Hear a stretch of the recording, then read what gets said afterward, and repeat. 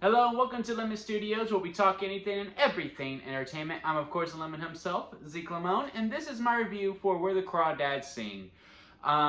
Story time before we get into the review, because I think it's very essential to the review of how my experience went with this movie. First of all, I was very surprised that this theater was kind of packed. I haven't seen a single trailer for this movie. And I sat next to this couple, and the girlfriend was with her friend. So I was sitting next to the boyfriend. And the boyfriend was like, "You come alone?" Because I was sitting on the very end. And I went, "Yeah?" And he goes, "Huh. Are you a fan of the book?" And I went, "Honestly, man, I'm going in completely blind. The name sounded familiar. The name sounded familiar, but then my older sister, called me the other day and went, "Are you going to go see Where the Crawdads Sing?" I was like, "Yeah." It's like that. I was like, yeah, I mean, when it comes out. And she goes, "Oh, I love that book." And right then and there, I thought I was going to hate this movie, because usually movies or books that my sister loves that get adapted into movies are usually not my cup of tea at all. And it's usually one of those movies where, like, someone is sick, or like they're both sick, and like one of them is going to die, or someone around them is going to die. And it's like just a love story, but with sick people and something like that. So I was expecting this to be that. It wasn't. Not at all. It was not that at all. This is part court drama, part whodunit, with a love story mixed in, and it's like also around this girl of the Mosh girl, who is freaking absolutely a inspirational story. A really inspirational story. This is a book, like it's not real life, but like I was like, oh my god, this girl went through it all. Because I don't want to give too much away for people who haven't seen it, but I will give some plot things on it, because I'm pretty certain this came out in the trailer. It had to. Again, I haven't seen nothing of, like, she has lost everyone. Everyone's walked out on her, and she lives alone in this house from like 10 years old for the rest of her life. She has always been on her own. She doesn't know how to read. She doesn't know how to do math. She doesn't do nothing at all. And it's just really the small town community that brings her together to really to really teach her everything.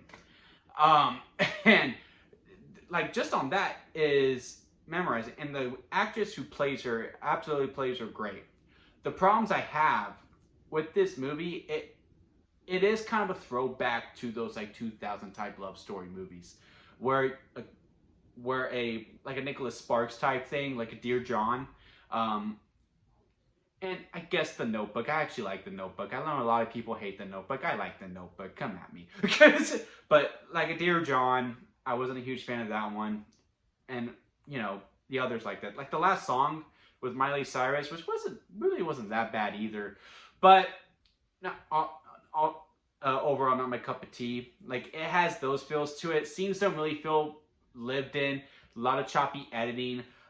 You don't really see a lot of the actors' performances quite a bit. Like, while they're talking, you're seeing the other person's point of view, which I do appreciate, because acting is not just talking, it's also receiving the information and reacting to that information.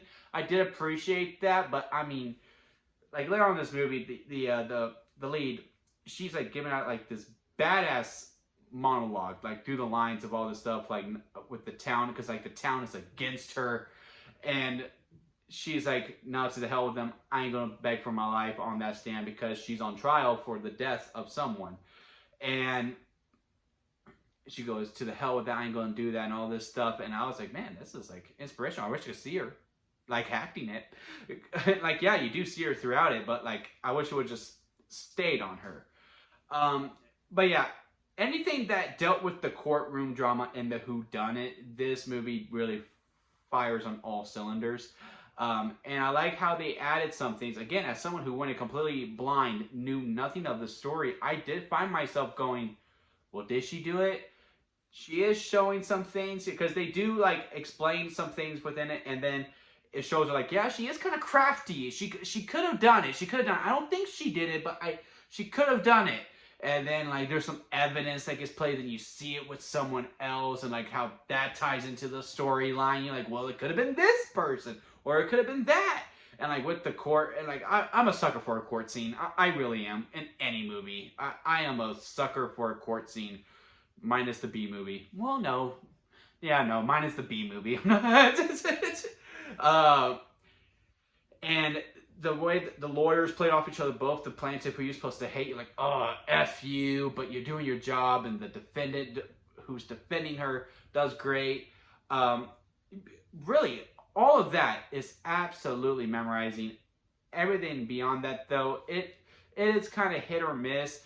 When it's with her, and like it's actually really focusing on her, and they're like letting you breathe in with her, and you're understanding these scenarios, it works for the most part. But when it's like more of an ensemble piece, the more players that are put in, it kind of crumbles short. And some of the relationship stuff is a bunch of paint by numbers. I will say that. It is a little bit of a paint by numbers script.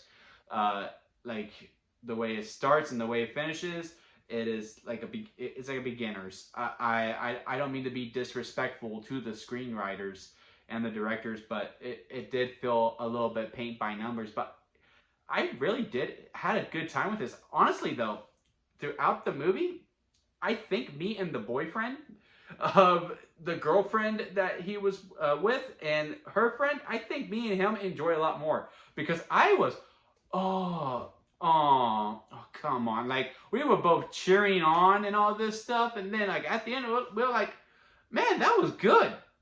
I'll see you later. And then we walked and we went our separate ways. Like, I don't know who that guy's name is, but we share a bond that's like, we'll probably never see each other again, but, you know, hey, if we ever see each other again, I go, hey, Crawdads guy. But yeah, if I had to rank this on a lemon scale, well, it goes sour lemon, expired store-bought lemonade, lemonade, freshly squeezed lemonade, and then strawberry lemonade at the very top, because that is the best kind of lemonade. I would say Where the Crawdads Sing is a store-bought lemonade. But it is very good store-bought lemonade. I do enjoy this movie overall more than, not most, but some movies. I don't think it's going to crack my top 10, or probably not even my top 15, but it's in the top 20, and I've seen every wide release movie of 2022 so far. So that is no strange feat over there.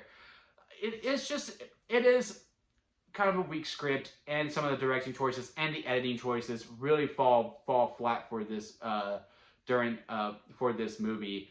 I just think if we had, I really don't know who directed. Like, again, I knew nothing of this movie at all until my sister said, "Hey, this movie is coming out.